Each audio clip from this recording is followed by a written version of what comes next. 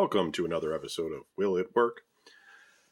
Today I have the Odyssey 2 microprocessor game system. It does have a QWERTY keyboard, takes cartridges, and basically has an on-off switch. And it has pretty standard looking joysticks, although they appear to be analog. So rather than just left, right, there's some freedom of motion here. And a rather soft fire button, though, that should work with some ribbon cable. Otherwise, a pretty good evolution of a joystick. And while this is called the Odyssey 2, I can tell you that the first Odyssey was followed by a series of Pong systems, Odyssey 100, 200, 300, 400, 500, and then they went to like the Odyssey 2000, 3000, 4000, with the 4000 being the last one that had very similar controllers to these. There were also a number of sub-numbered ones that, for instance, they would release in, say, Europe, and it might be like a 1200 or something. And those were all variations of Pong. It just shows you how popular Pong was, that they could release so many different Pong systems. I have most of those. I think I may be missing one of those original Odysseys. There was an Odyssey 3 that was released in prototype stage, as far as I understand it. I do know some people out there that have had them. They may have been in very limited release, like, a handful. Not exactly sure what the whole history is there, but, it was something that never really came together. I don't know why Philips decided to exit the video game market. They have, they had enough money to stay in it. But I think like a lot of these game systems, like without the arcade ports, there was just not enough market draw to make it so that you were going to be that much different than Atari 2600, which was basically controlling the entire market. Some consoles like the Intellivision, like the ColecoVision, did okay. Intellivision managed to survive probably the longest out of all of them. But really the 2600 just became dominant. So I do have some good news. I've run, this also goes out of RF, which if you've been watching our series of videos, been having some struggles getting a nice clean signal to record with the RF. I have solved that problem by using a VCR. People said that was a way to do it. They were correct. It just works better than the WinTV USB dongle type device that you would figure you could use to bring a digital signal into the TV or into the computer. It does not work as well as bringing it into a VCR and then running that into a standard capture device. So I do have a series of games. The one in here is bowling. I also have Casey Munchkin, Blockout. Not a lot of variation in the artwork on these cards. Cosmic Conflict, Speedway, Spin Out, and Crypto Logic, all on the one card. Are they all multi-card like that? Well, Blockout and Breakdown. And KC Munchkin is his own thing, which is obviously a Pac-Man clone. And we have Baseball. I think that's everything. So I want to see if these cartridges all work. So let's go ahead and switch over to the video end. Whoop. And I lost the camera there. And we'll take a look and see what works and what doesn't. And we'll take a look at the graphics and everything else. Okay? All right. Thanks. Okay. So here we are with the Odyssey 2. As you can see, we have a nice clear screen. We'll see how functional it is. I'm really kind of happy just that the screen is nice and stable and in color. If you're wondering if I'm going to go back and check all those old consoles to see how well they work, no. But what I will say is that I do have a lot of clones of those systems, so as we get to them, we'll probably see Those are games in color with a hopefully a more stable screen. The challenge, of course, being that some of those are very old, 50 years old, and they may not have good capacitors in them, etc. I know I had a problem with that hockey pong. So it looks like, though, the Magnavox Odyssey 2 is going to work. So let's go ahead and select a game. Bowling and basketball is what I have here. So let's try bowling first. I'm going to push 1 on the keyboard. It says players. I'm going to go with 1. Okay. It's pretty generic.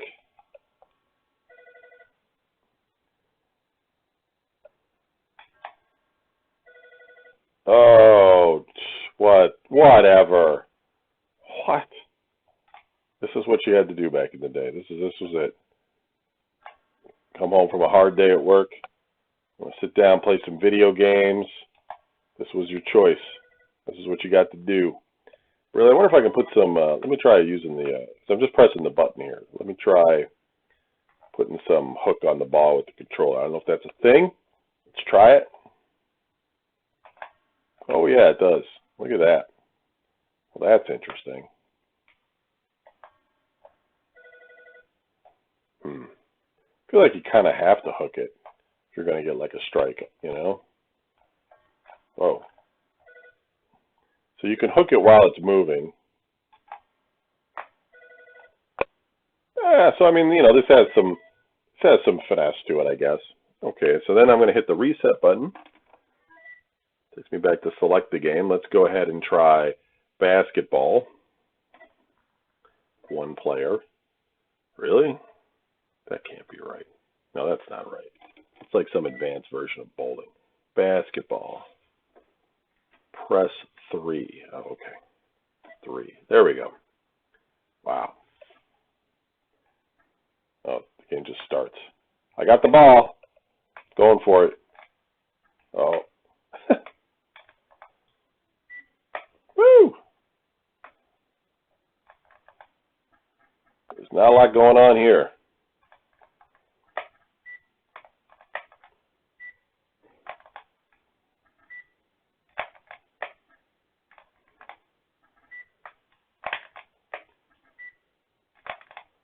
I should be an all-pro. All right, let's not get ahead of ourselves. All right. I think with the other player, it's a 2-player game. It might be fun for like 5 minutes of my time. Okay, so that cartridge works. Let's pop that one out. Let's put in Speedway.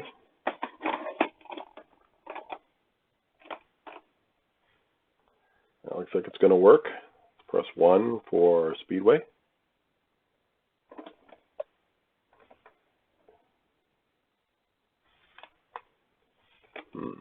Try 2, 3, 4. That didn't work. Well, reset. Okay, reset it. Let's try again. 1, 2, 3, 4. It's not working. Let me shut the power off. Reseat the cartridge. Power back on. Press 1. There we go. Skill 1 or 2. So 1. Don't know what I'm doing.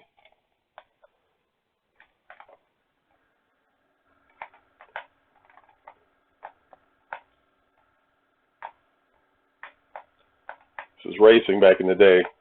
I don't know, you know, when you got like pole position in the arcade with that sort of 3D look to it, you know, this is trying to be like Turbo or something, but they used to sell like digital games that were like, you know, handheld games that were very comparable to this style of play, that you don't even really need to have a home video game system to play this. You could just play this sort of generic racing game. In fact, long before there were video games, there were parlor games, which were very similar, like arcade cabinets. A lot of times they would be like light gun games and things, and they were really kind of cool because you would have like a gun, and then like there would be like this whole scenery of like a woodland scenery or something that you would see down, like, you know, down the aisle of where your gun was pointed. And this is inside an arcade cabinet, by the way. I'm not talking about like a shooting gallery. and you would see all this like trees and things and grass, and then they would have like things pop up, and you would have to shoot them, and it was all mechanical, and work with light or whatever. And then they had like ones, that you could like put, steel balls in and roll those around, and they had, just a lot of variation. Oh, I got crashed. And so that was kind of before arcades, and they had driving games like that too. So you would have the steering wheel, and these mechanical things would be coming at you, and you had like a rubber horn, and you could, and I'm actually sort of surprised there's not like a bigger showcase of those online. There probably is somewhere, but I know that like an arcade or an amusement park that we used to have here in Cleveland area called Geauga Lake, which is no more, used to have an entire arcade on premises devoted to those old time machines, as well as like penny movies and things like that.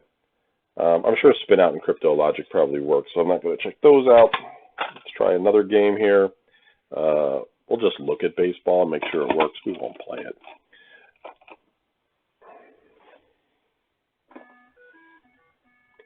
So, just looking at that right there, that looks like a decent version of baseball. I mean, there's no bases that I can see, but, you got a bat, and I'm sure you can put some,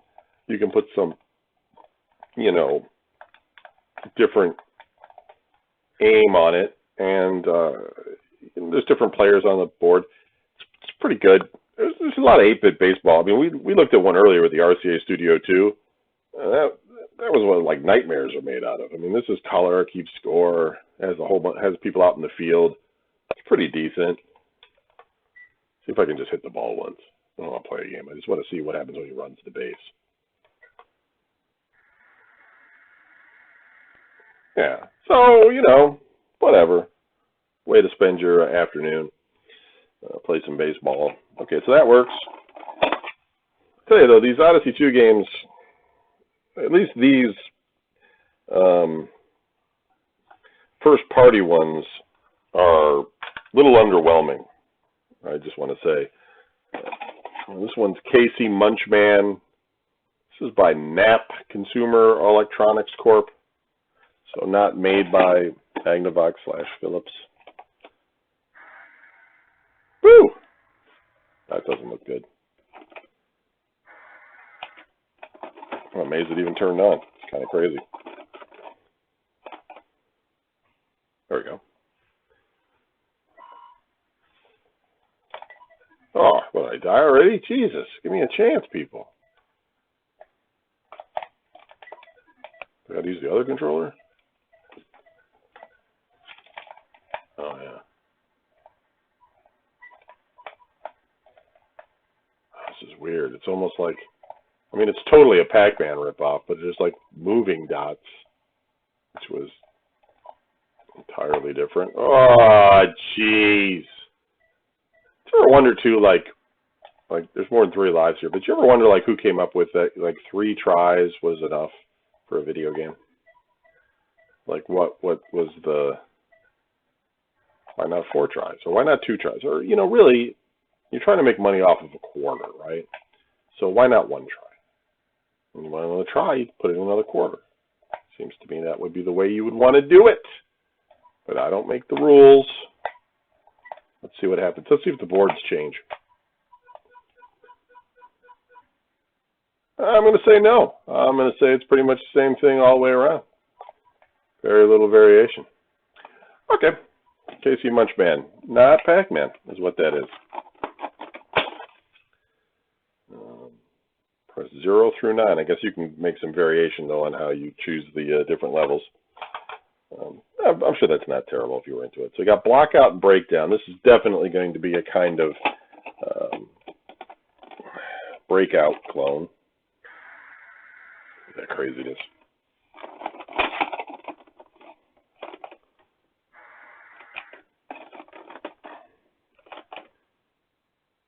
So game 1. Yeah. Now, the nice thing about these analog controls is that you can play a game like this Look at this. You can move the player around.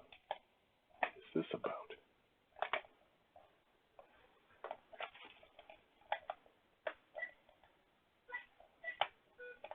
Oh. What in the world? I'm trying to think. This is so weird. You can't put any like speed on it though, so it's like unlike a true analog trackball, you can't zip it over there where you want it to go. You kind of have to wait for it to slide. So it's almost like it's digital, which is kind of a bummer. They have the ability to go slower with this controller, but I guess not. No Radio Shack's computers like the TRS-80 and stuff. They had. Oh, was I supposed to catch that guy? Jeez, who makes these rules?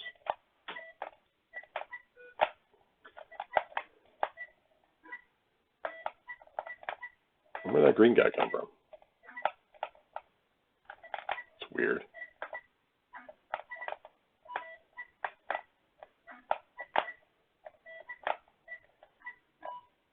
Alright, it's just a weird game. I can learn all the rules and stuff, but we're just trying to see if these things work. It works. I'll never go back to it. And then we have Cosmic Conflict, which then, if you look at the cartridge itself, it says 2076 Star Command, 1978 Magnavox. Crazy what people were doing in the 70s. What's the game? I guess we're going to go with game one.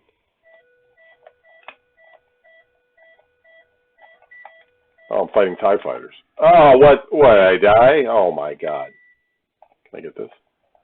Can I shoot it?